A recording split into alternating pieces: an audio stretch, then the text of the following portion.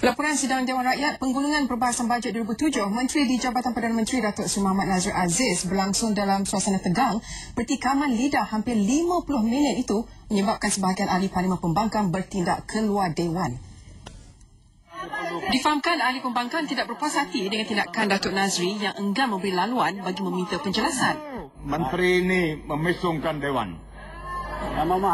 Memesongkan Dewan apabila memberi angka-angka mengenai tsunami tadi. Saya tak bangkit tentang angka pun. Memesongkan Dewan.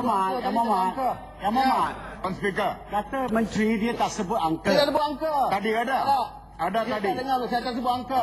Saya memberitahu tentang jawapan daripada Ketua Audit Negara mengatakan bahawa apa yang dilaporkan tidak benar. Angka tidak ada. Jadi dia pekak, dia tak dengar, dia duduk diam.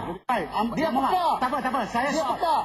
Yang terakhir lah. Tadi yang Muhammad bersetuju tak boleh balik perkataan itu. Saya kata susah mau cakap dengan dia sebab dia bercakap dia duduk. Sebab tu saya kata dia kurang ajar.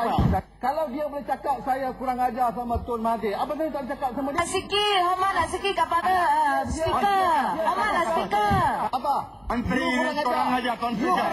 Apa saya menteri? Menteri kurang ajar. Menteri kurang ajar. Menteri kurang ajar. Cukup lah yang Muhammad. Menteri kurang ajar, Tuan Speaker. Tadi apa-apa? Apa yang Muhammad? Buat saya gangster. Tuan Speaker, Menteri.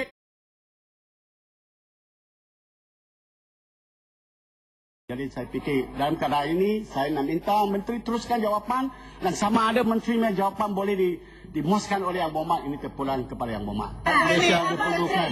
Menyedari hakikat ini kerajaan telah melaksanakan Yang Berhormat. Press control. Yang Berhormat kerana dengar tujuh. Tak mahu dengar boleh keluar. Boleh pilih keluar. Saya minta mereka ini keluar. Boleh keluar, tak ada masalah. Ahli Parlimen Pembangkang keluar Dewan selama 5 minit sebagai tanda protes. Dan berikutan kekicauan itu, penggulungan terpaksa dipendekkan dan jawapan bertulis akan diberi kepada ahli Parlimen yang berminat.